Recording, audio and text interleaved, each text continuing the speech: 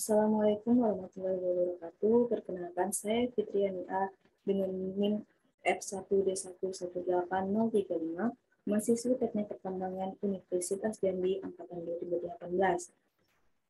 Pada kesempatan kali ini, saya akan mempresentasikan hasil dari kerja praktek saya, yaitu pada PT Akasida Amri, dengan judul Aktivitas Pertambangan dan Kajian Geometri Jalan Angkut Tambang dari Fond Disposal pada PT Akasida Amri, Desa Rantau Pandan, Kecamatan Rantau Pandan, Kabupaten Bunga, Provinsi Jambi. Adapun dosen pembimbing saya yaitu Bapak Jarod Udatama STMT, dengan dosen penguji yaitu Bapak Wahidizar STMT dan Ibu Yosemita Sukma STMT.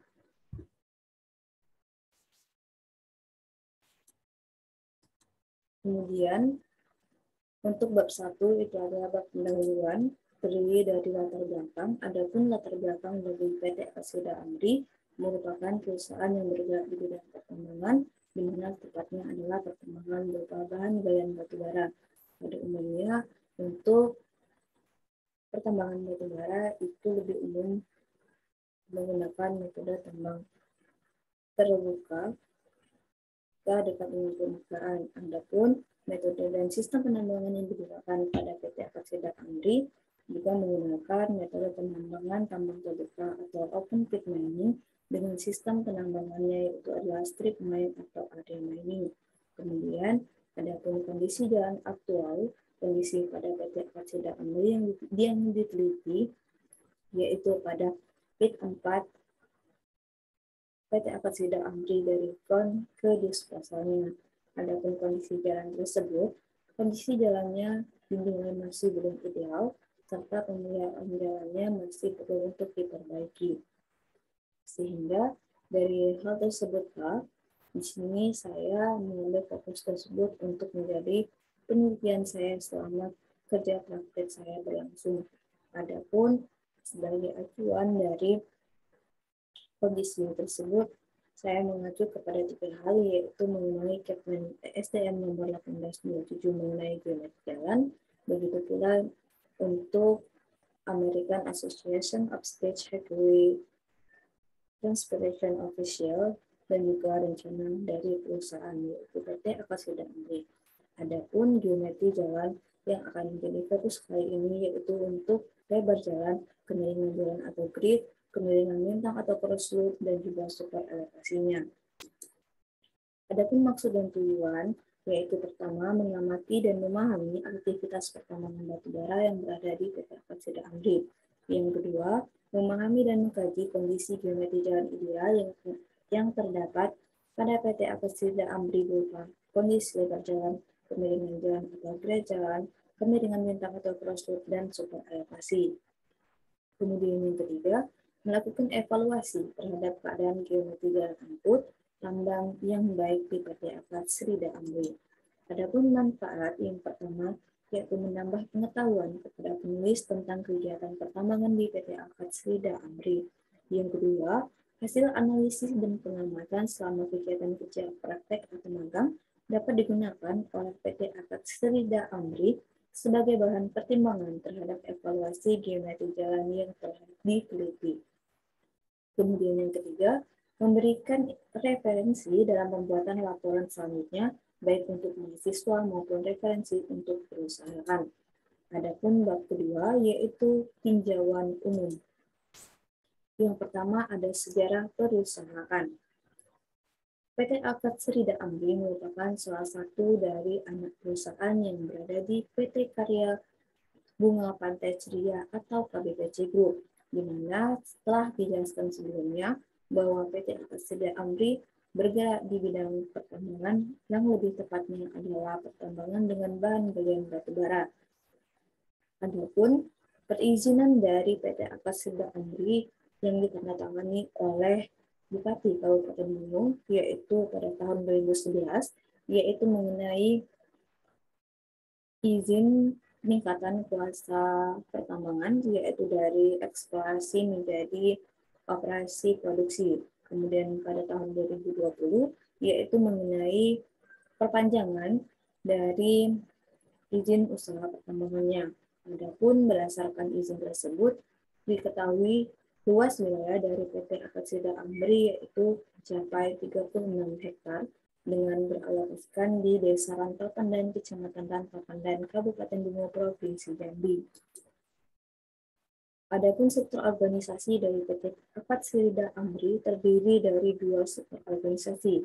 Yang pertama yaitu struktur organisasi yang langsung berhubung kepada komisaris atau yang memiliki jabatan-jabatan yang cukup tinggi atau pejabat tingginya, yang terdiri dari Bapak Dr. Haji Syamsuddin Ibrahim sebagai komisaris hingga ke Kepala Teknik Tambang yaitu Bapak Sigit Alikbayu Saputra SP. Adapun struktur organisasi tambangnya pada PT Akasida Amri yang dikepalai oleh Bapak Sigit Alikbayu Saputra SP yang selaku Kepala Teknik Tambang dengan karyawan-karyawan lainnya. Adapun dari dua struktur organisasi tersebut dapat dikatakan bahwa struktur organisasi yang berada pada PT Akasida Amri merupakan struktur organisasi yang sudah bersifat struktural. Kemudian, mengenai lokasi dan kesampaian daerah, lokasi penelitian yaitu berada pada Rantau Pandan, di mana menuju ke lokasi tersebut dari Kota Jambi akan tiba terlebih dahulu pada Kabupaten Bungo, yaitu mencapai kurang lebih 252,7 km perjalanan atau kurang lebih 6 hingga 7 jam. Adapun dari Kabupaten Bungo hingga ke Rantau Pandan akan dicapai kurang lebih 28,9 km atau kurang lebih 1 jam perjalanan hingga tiba ke lokasi tersebut. Kemudian, ada geologi regional dari PT Akasida Amri yang dapat dilihat dari profil singkapan tersebut. Dapat dilihat dari profil singkapan tersebut, maka berdasarkan stratigrafi batuannya itu terdiri dari batuan granitik, formasi sinamar, satuan aluvial. Kemudian untuk batuan granitik itu sendiri ditemukan tersebar di bagian selatan di daerah PT Akasida Amri yang pada umumnya telah mengalami pelapukan yang kuat. Kemudian yang kedua itu ada formasi sinamar. Formasi ini tersebar memanjang relatif dari arah barat laut hingga ke tenggara yang terdiri dari 3 satuan batuan, yaitu satuan batuan batu pasir konglomerat yang memiliki ketebalan 80 meter yang berbatasan langsung dengan batuan granitik hingga ke bagian tengah atau blok selatan dari areal izin usaha pertambangan. Yang kedua itu ada satuan batu lempung bersisipan dengan batu pasir. Dengan satuan ini memiliki penyebaran yang menempati bagian tengah atau blok tengah hingga utara atau blok utara pada area izin usaha pertambangan dengan arah penyebaran yang relatif sama dengan satuan yang berada di bawahnya. Kemudian ketebalannya itu antara lain 4 hingga 6 meter dengan singkapan batu baranya yaitu bersifat menyerpih yang diketahui memiliki ketebalan 5 hingga 8 meter. Kemudian yang ketiga itu ada satuan batu pasir. Satuan ini didominasi oleh batu pasir dan juga berada di tengah daerah penyelidikan atau blok tengah ke arah timur dengan ketebalan satuan batuan ini yaitu sekitar 45 meter. Yang terakhir itu ada satuan aluvial. Satuan ini diendapkan secara tidak selaras pada zaman Carter. Satuan ini merupakan hasil dari endapan sungai yang banyak dijumpai pada tebing dan dasar sungai dengan ketebalannya dari beberapa meter hingga 15 meter. Kemudian yang ketiga, itu ada aktivitas pertambangan yang berada pada PT Akasida Amri. Aktivitas pertambangan yang berada pada PT Akasida Amri yang mencapai tahap eksplorasi, yaitu telah melaksanakan kegiatan pemboran, di mana kegiatan ini bertujuan untuk mengambil sampel atau dalam bentuk kering yang nantinya akan dibawa ke laboratorium untuk kemudian diuji sampel tersebut. Kemudian untuk tahap development-nya sendiri itu alat-alat penunjang yang disiapkan adalah alat-alat penunjang yang dibutuhkan sebelum ke tahap pengembangan dilaksanakan. Di mana tahap development ini juga merupakan tahap yang sangat penting setelah kelayakan disetujui. Dapat dilihat pada gambar itu ada beberapa alat berat, ada perkantoran, ada fasilitas-fasilitas lainnya.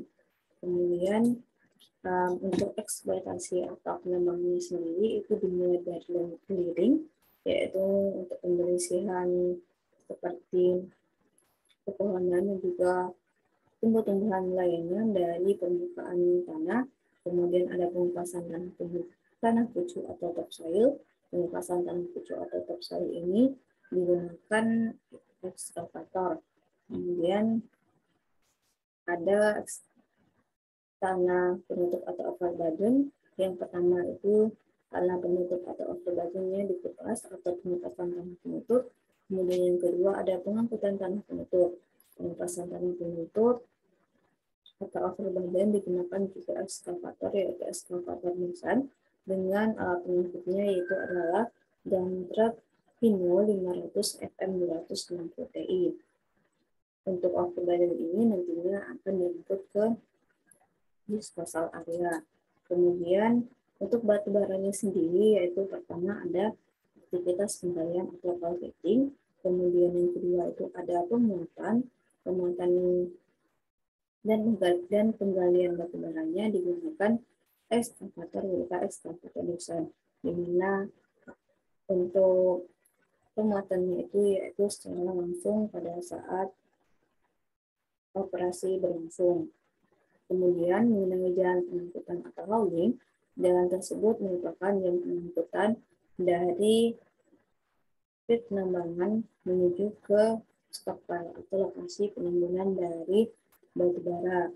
Kemudian di stockpile sendiri itu merupakan stockpile yang digunakan untuk menimbun dari batu bara. Kemudian ada pengolahan. Untuk pengolahan sendiri yaitu dari PT Apatsida Amri yang sebelumnya penimbunan batu baranya berada di stockpile, di mana stockpile tersebut merupakan stockpile yang digunakan bersamaan dengan anak perusahaan dari PT Karya Bunga Pantai Ceria atau KBPC Group lainnya, di mana pada lokasi stockpile tersebut terdiri dari 2 buah crusher. Dapat dilihat pada gambar.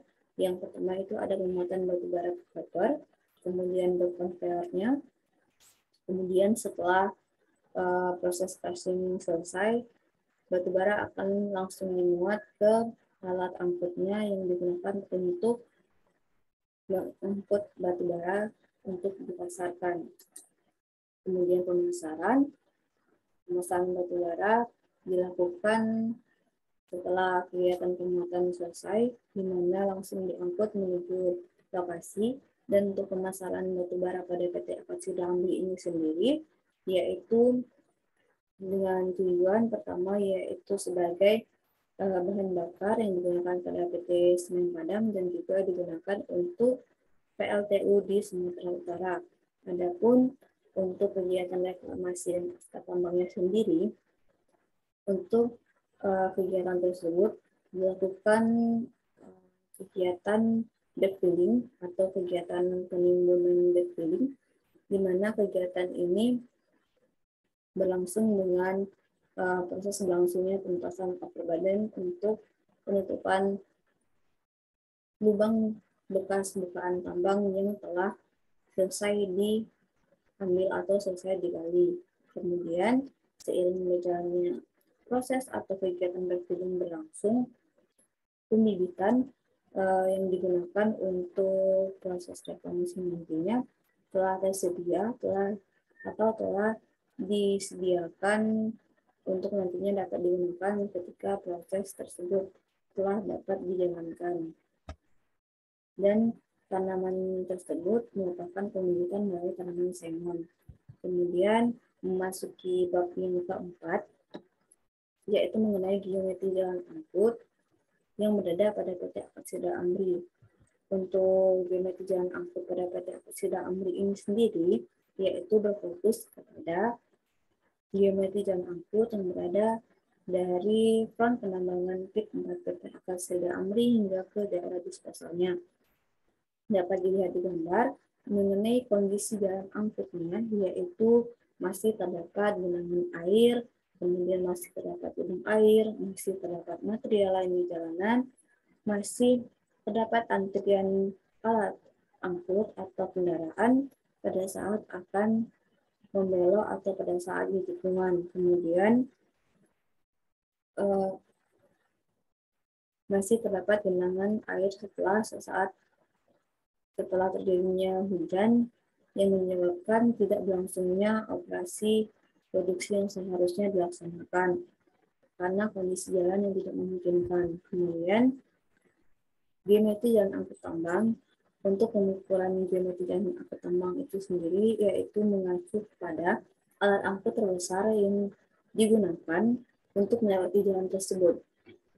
Adapun alat angkut terbesar yang digunakan pada PT Akasida Amri yaitu berupa dumper Vino 500 FM 290 Ti, yaitu dari front ke disposalnya.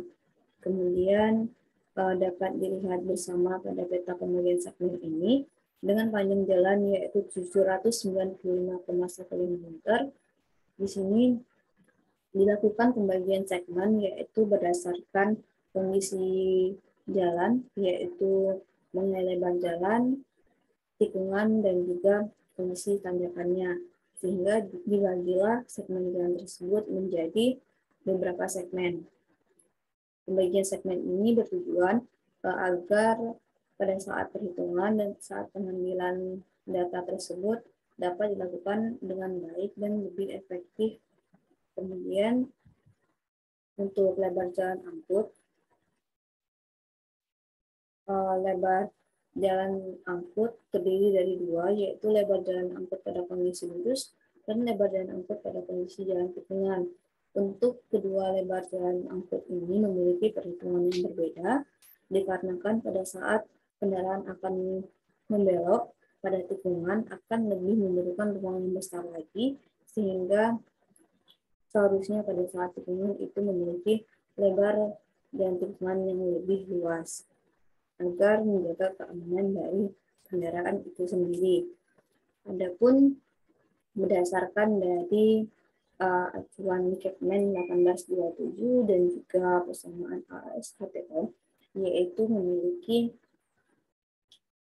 standar dari lebar jalan ideal adalah 8,75 meter, sedangkan dari rencana perusahaan adalah 10 meter. Kemudian itu untuk kondisi jalan lurus. Adapun lebar jalan angkut pada kondisi jalan tikungan untuk idealnya adalah 15,766 meter, dengan rencana perusahaan itu sendiri adalah 12 meter. Dapat dilihat pada persamaan berikut berdasarkan perhitungannya. Yang pertama itu berdasarkan persamaan yang digunakan oleh SHTO, kemudian ada lebar jalan yang persamaan kedua itu berdasarkan Kepmen 1827, di mana 3,5 di sini merupakan ketentuan dari jumlah lajur yang dimiliki oleh jalan angkut itu sendiri, di mana jalan angkut pada PT Akasida Amri memiliki 2 lajur sehingga digunakan 3,5 dari lebar alat angkut terbesarnya. Didapatkanlah hasil 8,75 meter untuk lebar jalan standarnya. Kemudian tadi merupakan lebar jalan untuk kondisi lurus. Adapun untuk kondisi tikungannya itu sendiri dapat dilihat bahwa untuk lebar jalan tikungan minimal itu adalah 15,75 meter untuk berdasarkan persamaan ini. Adapun sebelumnya tadi untuk perusahaan itu sendiri adalah 12 meter. Kemudian dapat dilihat di tabel mengenai lebar jalan angkut lurus dan tikungan yang telah diperhitungkan berdasarkan lebar jalan rencana, lebar jalan aktual, dan juga lebar jalan ideal. Dapat dilihat untuk front A segmennya telah memenuhi dari kondisi tersebut sehingga tidak diperlukan adanya penambahan lebar jalan lagi. Kemudian begitu pula untuk segmen AB.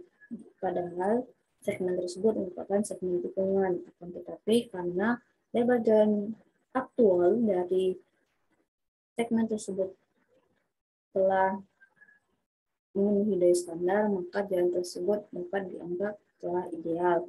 Adapun untuk segmen BC, segmen ini berdasarkan lebar jalan ideal dalam kondisi lurus telah memenuhi standar dari lebar jalannya. Akan tetapi dari lebar jalan rencana oleh perusahaan untuk segmen BC belum memenuhi dari persyaratan tersebut, sehingga masih diperlukan penambahan sekitar 0,5 untuk lebar jalannya, sehingga untuk segmen BC masih dianggap belum ideal untuk lebar jalannya.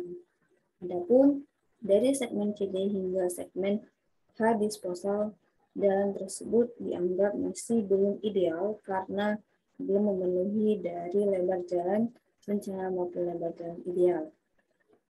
Sehingga diperlukan adanya penambahan lebar jalan agar menjaga keamanan dari alat angkut pada saat berkendara. Kemudian yang kedua, itu ada kemiringan jalan atau grade. Kemiringan jalan angkut tambang itu diketahui akan berhubungan secara langsung dengan kemampuan dari suatu alat angkut yang digunakan baik saat mengatasi pada saat ditanjakan maupun pada saat pengereman. Kondisi jalan yang memiliki grade jalan yang melebihi kemampuan alat akan sangat berpengaruh terhadap kinerja dari alat angkut tersebut, hingga dapat membuat alat angkut kesulitan pada saat akan melalui jalan dalam kondisi tanjakan. Nilai dari kemiringan jalan yang besar akan mempengaruhi dari kemampuan dari kendaraan saat membawa muatannya, di mana ketika nilai grade jalan yang dilalui semakin besar, maka akan semakin kecil pula muatan yang dapat diangkut, sehingga akan berpengaruh terhadap produktivitas dari alat angkut tersebut. Adapun grade jalan yang ideal itu berdasarkan dari Kemen SDM nomor 1827 adalah maksimal 12%, karena dalam segmen jalan yang sebelumnya telah dibuat menjadi beberapa segmen, itu terdiri dari 2 jalan tanjakan, maka pada PT Aksida Amri itu digunakan standar grade jalannya itu adalah maksimal 8%, dan berdasarkan kesamaan grade-nya, maka dapat diperhitungkan sebagai berikut.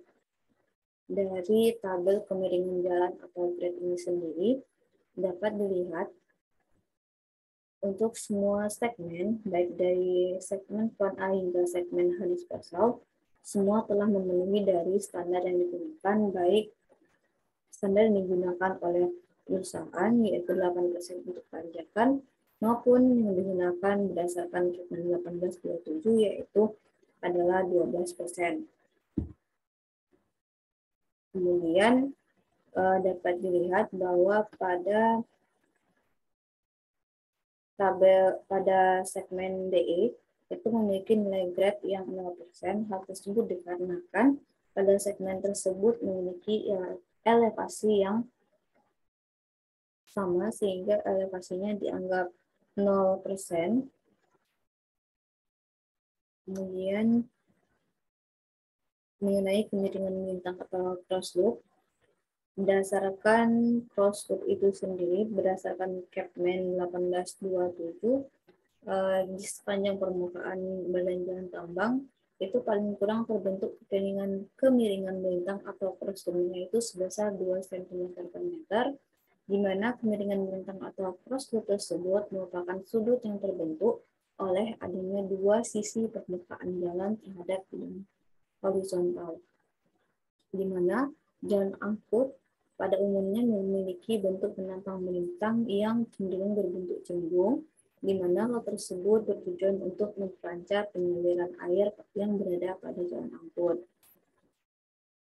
Dapat dilihat pada tabel berikut, berdasarkan rumusan dari beda tinggi idealnya, berdasarkan lebar jalan lurus aktual rata-rata terhadap cross loop standar yang digunakan, itu bernilai 19 cm untuk beda tingginya. Maka beda tinggi yang digunakan sebagai standar idealnya yaitu bernilai 19 cm. Dapat dilihat di tabel dari kedua sisi cross loop yang diteliti hanya pada segmen BC saja yang memiliki nilai cross loop yang telah ideal, yaitu bernilai 0,21 dan 0,22. Adapun untuk segmen plot A, segmen CD, segmen EF, segmen FG, segmen GH, dan segmen H disposal dianggap masih belum memenuhi dari standar tersebut karena memiliki beda tinggi yang belum mencapai dari beda tinggi idealnya. Perlu diketahui bahwa kemiringan melintang atau cross loop ini hanya berfokus pada jalan dalam kondisi lurus saja.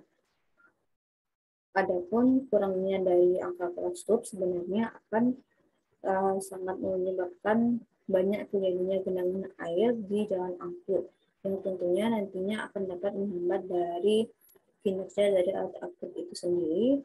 Selain faktor keamanan, juga diperhitungkan karena jalan tersebut dapat licin atau berbahaya pada saat berkendara, dan dengan adanya beda tinggi dan cross loop yang baik, maka air hujan akan mengalir ke pinggir jalan sehingga tidak menghambat dari kinerja alat angkut itu sendiri.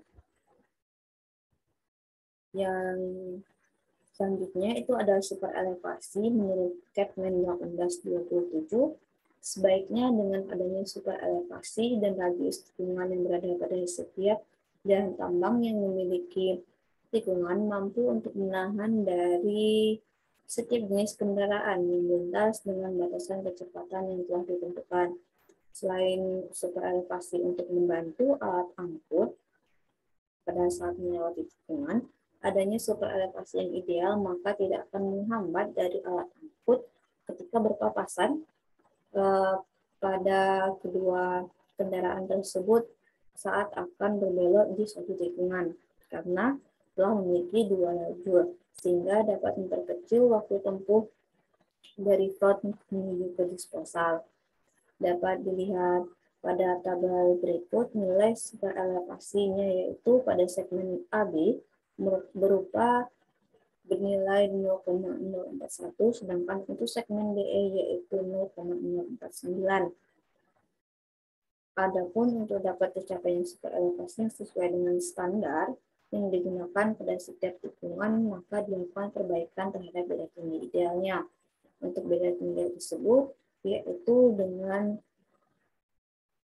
mengalihkan dari nilai super elevasi standar yang didapatkan dengan lebar jalan aktual dari segmen tikungannya. Dapat dilihat pada tabel berikut, yaitu didapatkan beda tinggi pada segmen AB yaitu 71,3 cm dan untuk segmen DE yaitu 51,2 cm.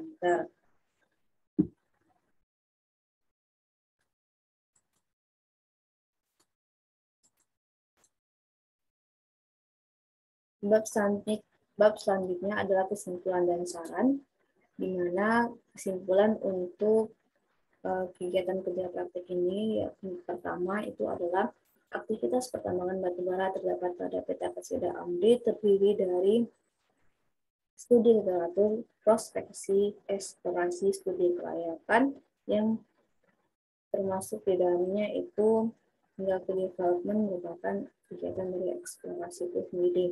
Kemudian ada pengembangan atau eksploitasi, ada pengolahan atau pemurnian, pemasaran, reklamasi, dan diakhiri dengan tahapan pasca tambang. Kemudian yang kedua, berdasarkan lebar alat angkut terbesarnya, didapatkan angka ideal yaitu menurut Kepmen 1827 dan persamaan, maka didapatkan bahwa untuk lebar minimum pada jalan angkut overburden dari penambangan ke disposal untuk lebar jalan lurus adalah sebesar 8,75 meter. sedangkan untuk tikungan sebesar 15,706 meter. Adapun berdasarkan standar yang digunakan oleh perusahaan, lebar jalan lurus memiliki lebar minimum 10 meter, sedangkan jalan tikungan adalah 12 meter. Grade standar berdasarkan rencana PT Akasida Amri dan Kepmen 1827, yaitu 10% hingga 15% adalah 12%, di mana untuk jalan dan kondisi tanjakan memiliki grade jalan maksimum 8%. Crossloop standar memiliki beda tinggi sebesar 19 cm atau 0,19 meter. Super elevasi memiliki beda tinggi berkisar 51,2 cm hingga 71,3 cm. Yang ketiga yaitu mengenai dari evaluasi geometri jalannya. Yang pertama itu berdasarkan analisis data yang dilakukan, perlu dilakukan penambahan lebar jalan pada 6 segmen jalan kondisi lurus dan penambahan lebar jalan pada 1 segmen jalan pada kondisi tikungan.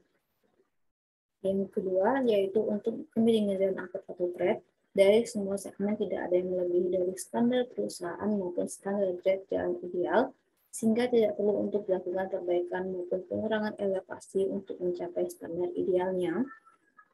Kemudian selanjutnya yaitu kemiringan bintang atau crossloop. Terdapat 6 segmen jalan angkut yang belum memenuhi ketentuan nilai crossloop ideal, sehingga perlu dilakukan penambahan dan pengadaan beda tinggi untuk setiap segmen tersebut agar memenuhi ketentuan crossloop ideal. Yang terakhir ada jari-jari tikungan yang digunakan untuk menentukan super elevasi standar. Beda tinggi yang harus dibuat untuk menghasilkan super elevasi standar pada segmen AB adalah 71,3 cm dan pada segmen DE adalah 51,2 cm. Adapun saran dari kegiatan ini, yaitu geometri jalan harus lebih diperhatikan, terutama pada parameter yang belum memenuhi standar jalan seperti lebar jalan pada kondisi lurus dan tikungan, crossloop jalan dan super elevasi. Perawatan jalan harus dilakukan agar tidak menghambat proses pengangkutan batu bara maupun tanah penutup. Sekian yang dapat saya sampaikan, semoga bermanfaat. Saya ucapkan terima kasih. Wassalamualaikum warahmatullahi wabarakatuh.